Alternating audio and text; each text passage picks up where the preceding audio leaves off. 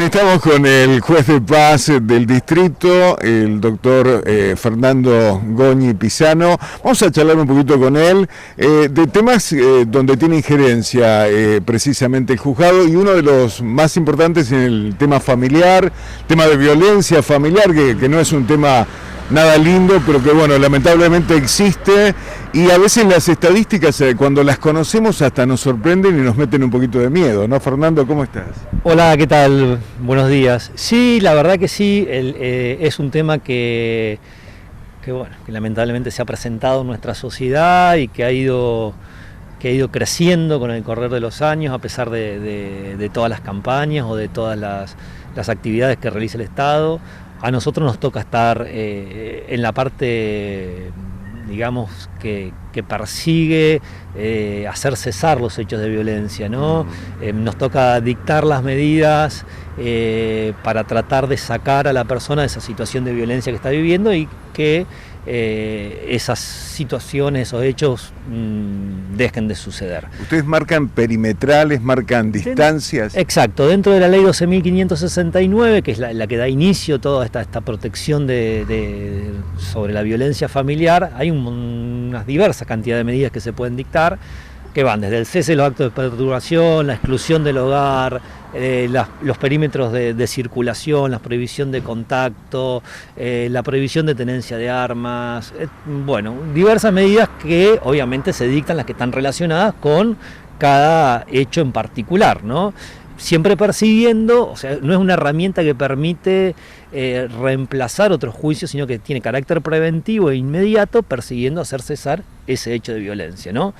Ya sea violencia psicológica, física, económica, sexual, ¿no? Bueno, lamentablemente la cantidad de casos va creciendo. Hoy, por ejemplo, estamos trabajando en 5 casos de violencia familiar.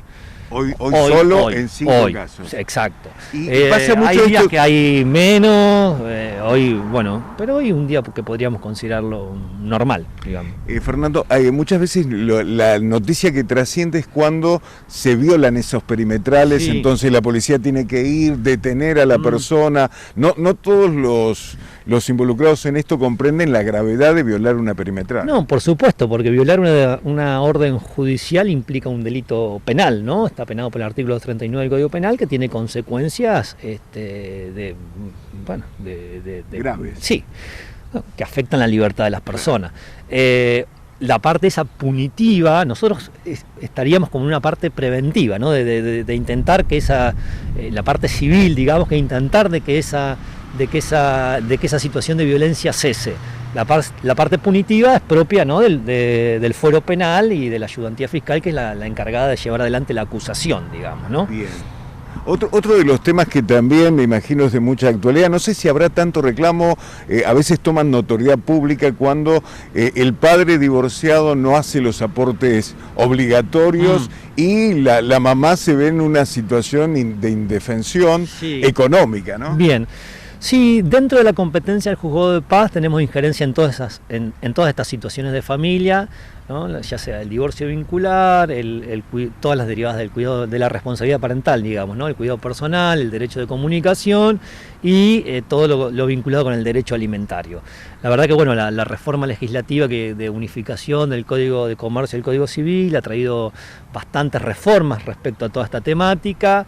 Sí tenemos muchísimos procesos de alimento en trámite en el juzgado, tanto lo que se llama el juicio de alimento puro, que es como el primer reclamo, como el incidente de la modificación de cuota alimentaria, que es cuando la cuota pactada ya no cubre las necesidades y se tiene que ajustar. Lamentablemente las condiciones de nuestro país, si la cuota no puede estar ligada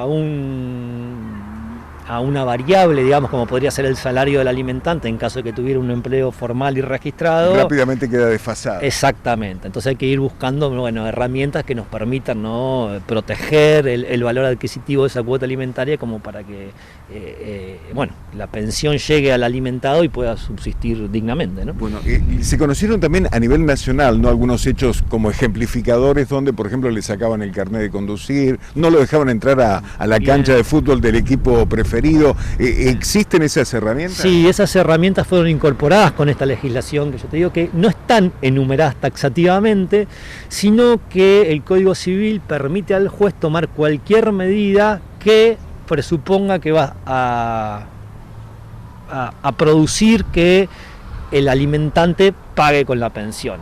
Muchas veces nos encontramos con deudores alimentarios que no poseen bienes, no poseen trabajo registrado, entonces es muy difícil perseguirlo económicamente, pero por ahí tocando algún resorte de otra característica se puede compelerlo a cumplir la cuota alimentaria que está evitando, ¿no? Bien. ¿Esta época de pandemia aumentó la estadística de divorcios o no acá en Suárez?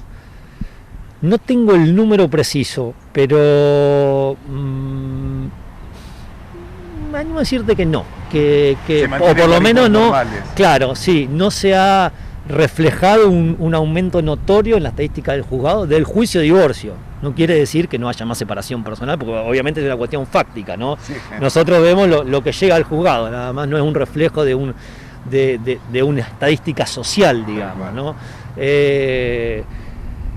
Y bueno, y lo mismo, por ejemplo, en la primera época de pandemia, nosotros sí notamos una disminución muy importante de los casos de violencia familiar. Pero bueno, ¿por qué era? Porque estaba restringida la circulación. Claro. Entonces vos tenías solamente los casos graves de la gente que convivía. Claro. Pero como, qué sé yo, como estaba prohibida la circulación, no se daba esa situación de voy a molestar a la otra persona. Eso no disminuyó. Ahora ya eso está todo normalizado y ya estamos en los guarismos normales. En el mismo guarismo. Sí.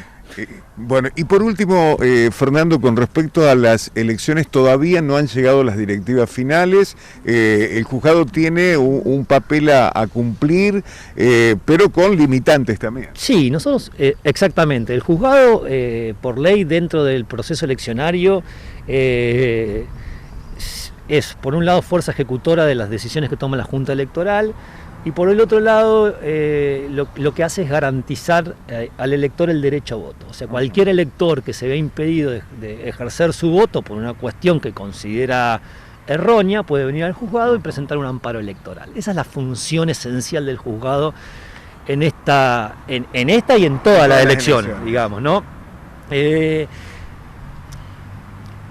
Obviamente con el correr de los años y el trajín o la práctica de eleccionaria, bastante, sí, ¿no? Muchísimo, de cantidades de amparos que teníamos en los primeros años electorales, ahora que pasan elecciones que no tenemos ninguno. Claro. ¿Por qué? Porque hay una mayor preparación de las autoridades. O sea, la autoridad de mesa resuelve el derecho a voto del elector con la misma norma que la resuelvo yo. Claro. O sea que si la autoridad de mesa interpreta correctamente, no tendríamos que tener ninguna diferencia. Claro. Entonces, no hay prácticamente cuestiones de amparos. La última elección hubo uno, me parece que hay elecciones que no hay. Veremos este año qué pasa. Yo espero que con esta pandemia que se está viviendo no se complique. No sé cómo vamos a llegar, en qué situación. Si bien los números parecen ir mejorando en la provincia, en Suárez no tanto, o sea, la situación de Suárez es distinta a los lugares que están alrededor nuestro, ¿no? Así que bueno, eso va a generar obviamente seguramente una complicación al momento de constituir las mesas, o no sé, sinceramente va a haber que esperar ese momento y ver qué pasa. Bien. Fernando, te agradecemos muchísimo, la seguimos en cualquier momento. Perfecto, siempre a tus órdenes. Bueno, muchas gracias.